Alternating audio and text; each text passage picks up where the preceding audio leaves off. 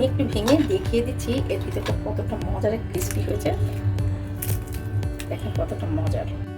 আসসালামু আলাইকুম ভিউয়ার্স, খুব মজার এবং সুস্বাদু লোভনীয় একটা নাস্তা রেসিপি নিয়ে হাজির হয়েছি, আর সেটা হচ্ছে শাপলা দিয়ে। আমি এখানে অনেকগুলো লাল শাপলা নিয়েছি, আর এই শাপলাগুলো দিয়ে আমি শাপলা স্টিক করে দেখিয়ে দেবো, আর এটা কত সহজে করা যায় সেটাই দেখিয়ে দিই। হ্যাঁ, তো ভিউয়ার্স, আমি শাপলা যে স্টিক বানিয়ে নিব সেটার জন্য দেখেন শাপলাগুলো খুব সুন্দর করে কেটে পরিষ্কার করে নিয়েছি।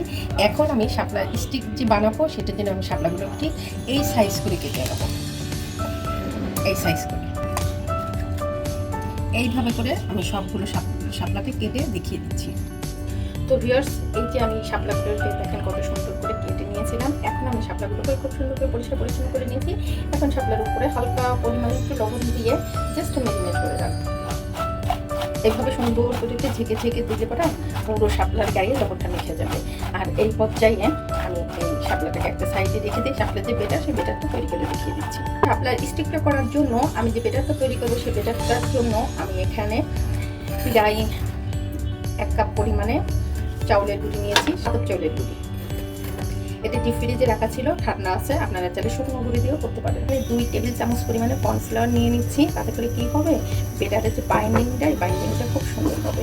আমি স্বাদ মতো লবণ নিয়ে নিচ্ছি, গরম মশলা গুঁড়ি নিয়ে নিচ্ছি, লাল মরিচের গুঁড়ি নিয়ে নিচ্ছি 1 টেবিল চামচ, ধনিয়ার গুঁড়ো নিচ্ছি পরিমাণ মতো, জিরে গুঁড়ো নিয়ে নিচ্ছি ছোট 1 টেবিল চামচ, বেকিং পাউডার নিয়ে নিচ্ছি 1/2 টেবিল চামচ। সব কিছু দিয়ে সুন্দর করে একটু নেড়েচেড়ে নাড়াচাড়া করে নিয়ে নিচ্ছি।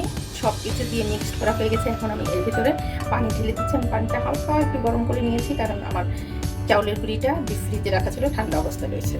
আস্তে আস্তে করে বেটারটাকে আমি তুলে নিয়েছি। এই বেটারটা আপনি বেসন দিয়ে করতে পারেন, তাতে কোনো সমস্যা নেই। চাউলের গুঁড়ো দিয়ে দিলে কি হবে, এটা খুব ক্রিস্পি হবে আর খেতে খুবই মজা লাগবে। যেহেতু শাপলা থেকে নরম জাতীয় একটা সবজি, তো সেক্ষেত্রে চাউলের গুঁড়িটা করলেই বেশি মজা এবং খুবই মসমসে হবে। তো ভিউয়ার্স, দেখেন অলরেডি কিন্তু আমার বেটারটা একদম পারফেক্ট হয়ে গেছে। ঠিক আমি যেভাবে চেয়েছিলাম সেভাবে। একদম কিন্তু নরম করা যাবে না, নরম করলে তাহলে শাপলাটা চোবাইলে কিন্তু শাপলার গায়ে বেটারটা লাগবে না, একদম একটা ঘন ঘন ভাব থাকবে। এই পর্যায়ে কিন্তু বেটারটা তৈরি করে নিতে হবে। এখন আমি চুলায় চলে যাচ্ছি শাপলাগুলোকে ভাজার জন্য। তো ভিউয়ার্স, দেখেন লবণ দেওয়ার কারণে কিন্তু শাপলাগুলো একদম চুপসে গেছে। শাপলাগুলো দিয়েই আমি শাপলার স্টিক বানিয়ে দিচ্ছি। হ্যাঁ, কত সুন্দর করে যে একদম ভরে নিলাম। এখন জাস্ট চুলায় দিয়ে দেবো।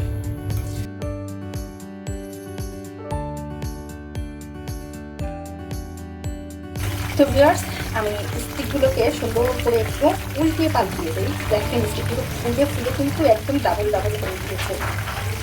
আর যেহেতু এখন প্রচুর পরিমাণে শাপলা পাওয়া যায়, তো আপনারা কিন্তু যে কোনো শাপলা দিয়ে কিন্তু এই স্টিকগুলো বানিয়ে খেতে পারেন। সেক্ষেত্রে লাল শাপলা দিয়ে খেতে হবে এমন কোনো কথা না।